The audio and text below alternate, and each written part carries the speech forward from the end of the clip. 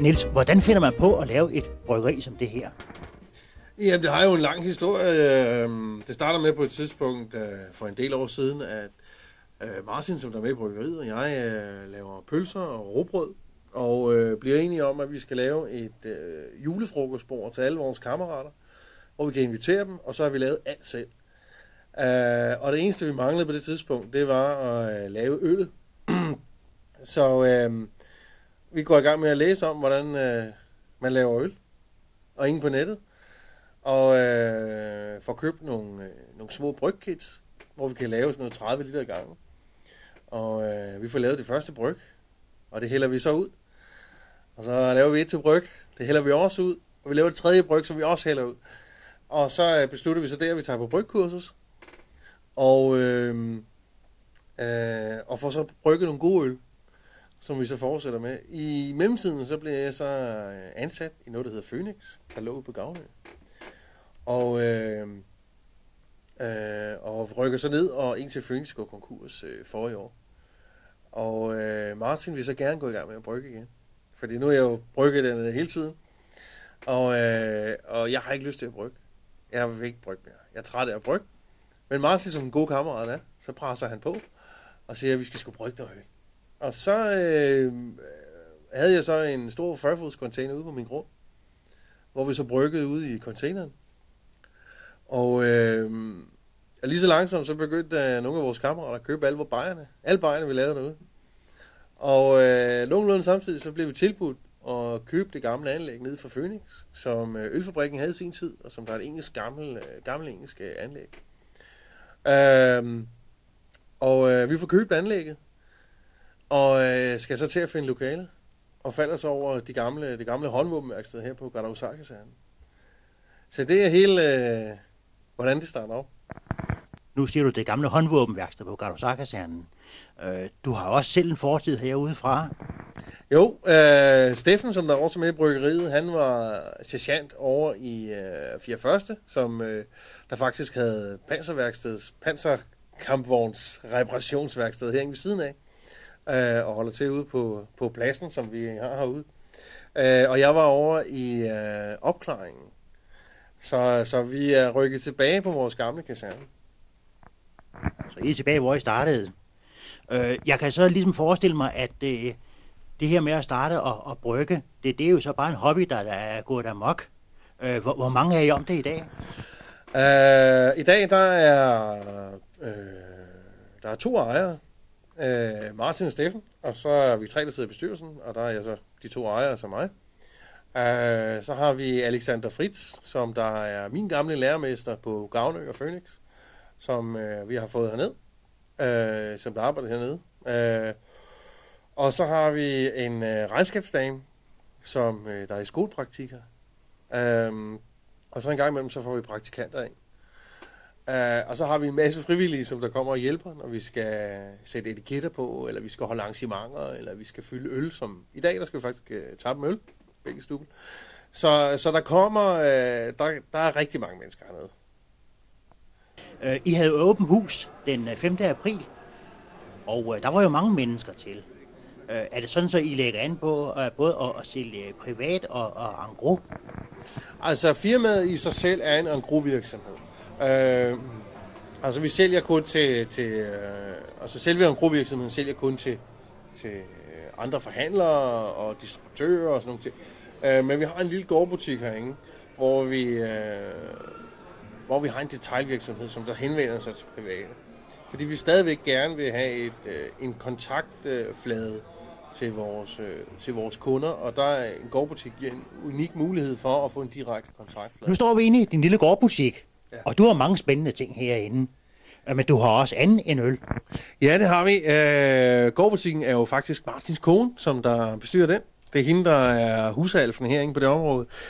Det med gårdbutikken, det er, at når folk de kommer ud, når de har gået en lang vej og kommer hele vejen ud på kasernen, så vil vi også gerne have, at de har en mulighed for at smage nogle andre ting og opleve nogle andre ting. Så selvfølgelig har vi øllet herude, som vi kan se her i baggrunden.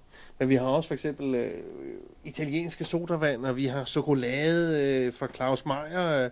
Jeg vil jo starte et samarbejde med Claus Meyer, chokoladekompaniet derinde. og har været på lidt kafferesterkursus inde i København og sådan nogle ting. Så der er lidt kaffe, og der er lidt nogle forskellige ting, og der kommer flere af sådan nogle ting. Og det er jo spændende. Det er spændende at få nogle forskellige smagsoplevelser, og det er jo det i virkeligheden det hele drejer sig om med øl og chokolade og sådan noget. Det er at opleve nogle nye ting, opleve nogle fuldendte glæder på en eller anden måde. Så der er både til far, mor og børn, når de kigger ud? Det er der i hvert fald.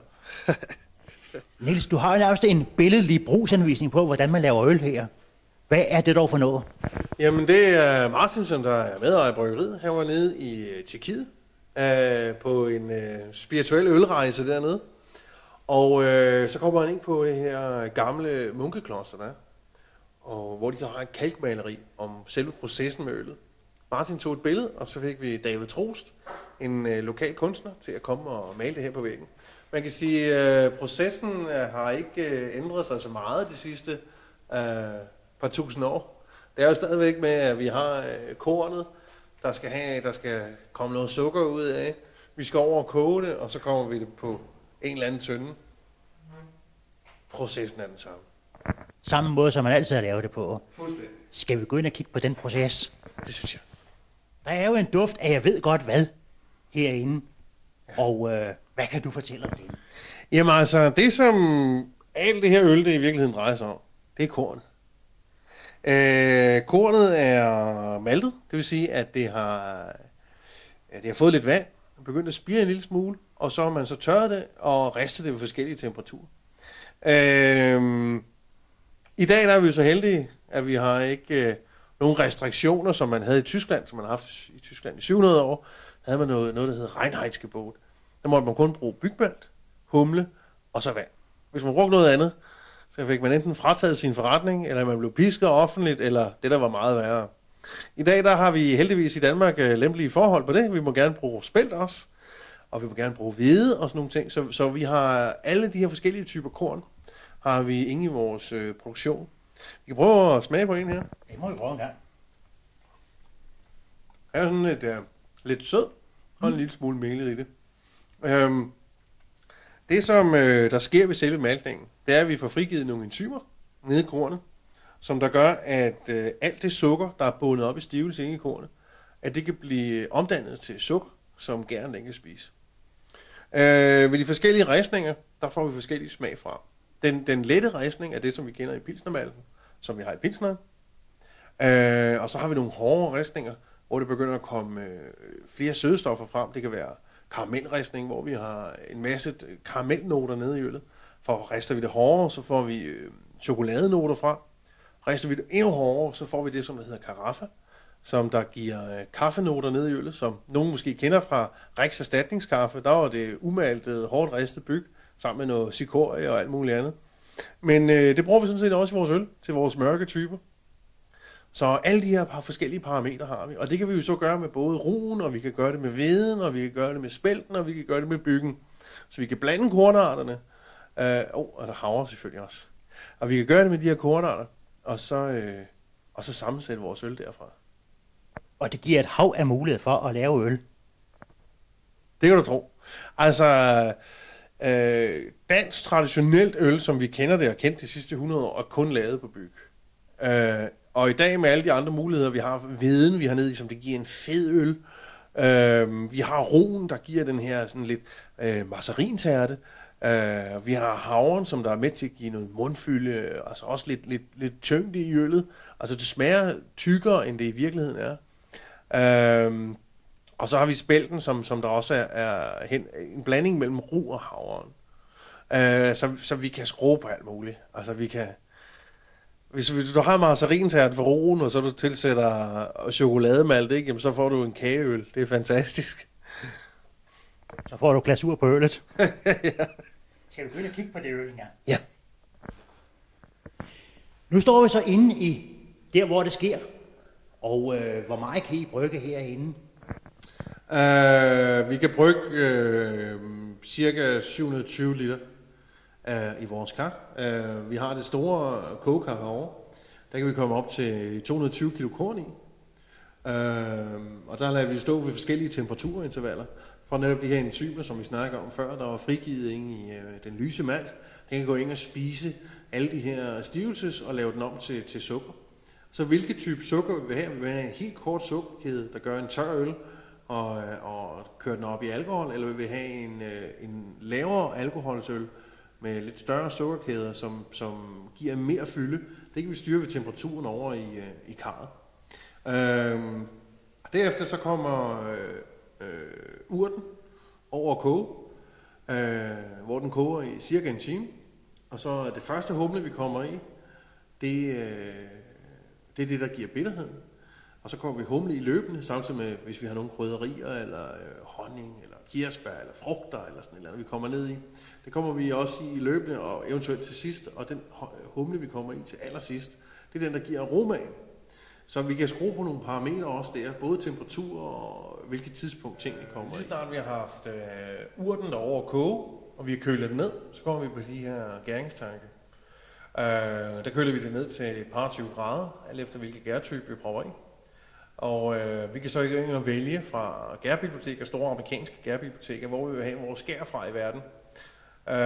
På vores belgiske typer, der bruger vi en gær nede fra en klosterbryggeri nede i Belgien, nede i Flandern, hvor munkene har gået kæle for deres øl, og der er simpelthen hældet en gærstamme ind derfra, som vi har købt. Og på vores mørke øltyper, der bruger vi Guinness-gær fra Irland, og på vores lyse typer, der bruger vi en ny fusionsgær, som der har blandet mellem de her overgærede typer, som vi har, der kan stå gær ved stuetemperatur, og pilsnergær, som der skal stå ved en 12 grader. Så der er kommet sådan nogle nye blandingsgær, der kan tåle lidt højere temperatur, så vi kan lave en sådan tillæmpet pilsner ved stuetemperatur. Vi har ikke noget køling på tankene, så gæren den får lov til at arbejde, som gæren den vil. Så de uddanner en masse, hvad kan vi sige, overtoner aromastoffer ved de høje temperaturer. Og de danner også en lille smule højere alkohol. Det er derfor ved ales, så får man som regel hurtigere en skid på, end man gør ved pilsner. Men i og med, at vi bruger det her vådgær, som der er hentet ind fra bibliotekerne, det er en meget mere sart gær, men den gør, at dens overtoner i duftene og smagen er mere givende. Men den skal så stå kontra en Tuborg, som der står 3 dage på tank, så står øllet her 4 til 8 uger på tankene, før de er færdiggæret.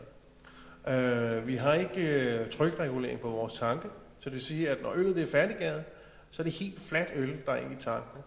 Og så kommer vi derover på vores mixtank herovre, hvor vi så tilsætter den samme gær igen, bare frisk, og så sukker, som der gør, at øllet kan stå og danne tryk nede i flasken i 14 dage, hvorefter den så bliver godkendt, om den er klar til salg.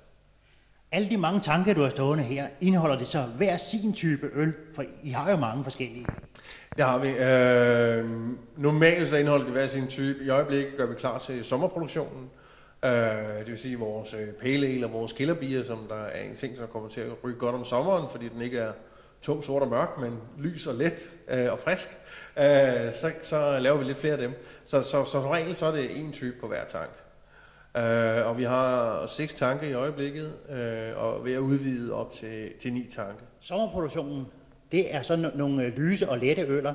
Vil det så sige, at når vi nærmer os vintertiden, så skal I hen og fat i de mørkere slags? Ja, altså det er helt klart en ting, som vi også skal lære som bryggeri, hvad der foregår på hvilke tidspunkter af året. Og det er klart, når vi er ude på festivaler, og solen den er højt på himlen, og der er 30 grader, så er der ikke særlig mange, der er så begejstrede for at drikke en halv liter meget tyk, meget mørk sort stout, som der lægger sig som en helt rugbrød nede i maven. Der vil gerne have noget let og noget frisk, de kan drikke videre på. Og der er det de her lyse ting, som der rykker rigtig godt. Men det er helt klart, altså en tyk sort stout, den er altid perfekt, når det er vinter. Sådan noget som alkoholprocenten, er den højere, end den vi normalt kender til? Jamen, de ting, som vi har set siden mikrobryggerispølgen, den startede her i 90'erne, det var, at der kom højere og højere alkohol i øl. Man kunne næsten ikke købe mikrobryggeriøl, uden den var på en 10 eller 14%. I dag der prøver vi at trække en modsatte retning sammen med en del andre bryggerier, at vi vil gerne stadigvæk have en fyldig øl, men ikke med så mange høje procenter. For eksempel vores hasselnød brown ale, den er nede på 4,2%. Og så kører de op omkring 4,7, 5,0, vi har nogen på 6,7, og så kører vi helt op til de tungere typer, hvor vi så har en enkelt på 11%. Men vi prøver at lave en alkoholsvag øl, men stadigvæk med en stor fylde, som havde den 8%. Så det er en kunstform, ligesom alt muligt andet. Så er det at prøve sig frem, prøve de forskellige ting, smage sig frem. Og det er jo en ting, som vi er rigtig gode til her i bryggeriet. Sammen med alle mulige andre danskere i hele Danmark, det er at smage på ting, især øl. Niels, nu har vi gået og snakket så længe, så øllet det er færdigt. Og nu er vi herude, hvor det næsten er klar til salg. Ja, altså nu for eksempel har en hasselnød browning her, som hvor der er kommet hasselnødder ned i. Martin har stået og ristet og afskallet en hel dag. Den har fået ny gær, den har fået ny sukker, ingen i tanken ikke. Så nu står den her ved par 20 grader her i 14 dage til 6 uger, alt efter hvad det er for noget. Noget står også op til 3 måneder. Og så står det og bygger tryk hen i flasken, her ingen varme. Og laver den brug, som vi kender i øllet. Og lige så snart det har lavet det, og det er blevet godkendt, så kommer der etiketter på, og så ryger det ud og bliver lagret i en uges tid. Så er det klar til salg. Flaskerne her. Nu har jeg jo arbejdet ude på Ardak Glas i sin tid som maskinpasser. Så flaskerne er selvfølgelig købt ude på Ardak Glas i Holmegård. Vi skal have dansk øl på danske flasker. Vi laver det også til fad her. Det er til spillesteder, festivaler, restaurationer og så videre. De får simpelthen hele fadet ind på de her 19 liters Cornelius-fade. Og det er jo mange af de ting her med mikrobryggebranchen, det er jo nogle gamle ting, vi render og arbejder med. Fadene her er de gamle Pepsi Colas premix-fade. Og vi har en enkelt fad herovre, der nok har en 35-40 år på banen. Men de fungerer stadigvæk. Vi bruger ikke nogen engangsfade, som der er så populært. Vi holder os simpelthen til de gamle fade. Vi kan bruge dem igen og igen og igen. Og når noget er 35 år gammelt og har været brugt i bryggeribranchen i så lang tid, så holder det sikkert også 35 år mere. Det kan vi da have ønske om, og det håber jeg så også, at du gør. Du har ikke nogen visioner for fremtiden? Jo, altså vi er jo i gang med at udvide vores produktion med flere tanke. Vi er stadigvæk så nye, så hvis bare det lykkes, så er vi, og vi kan få nogle bajer, så er vi glade. Altså, vi har jo lavet bryggeriet, fordi vi godt kan lide øl. Så længe vi har øl, så er vi glade. Og det skal helst være sådan, som man ikke går ind og smider ud, som I startede med på hobbyplanet. Det skulle gerne være salgsbart, det hele. Ja, det skulle det gerne. Altså, vi kan selvfølgelig ikke udelukke, at der ryger på et eller andet tidspunkt i fremtiden, der ryger en tank på gulvet, men hellere at den ryger på gulvet, end den er dårlig i munden.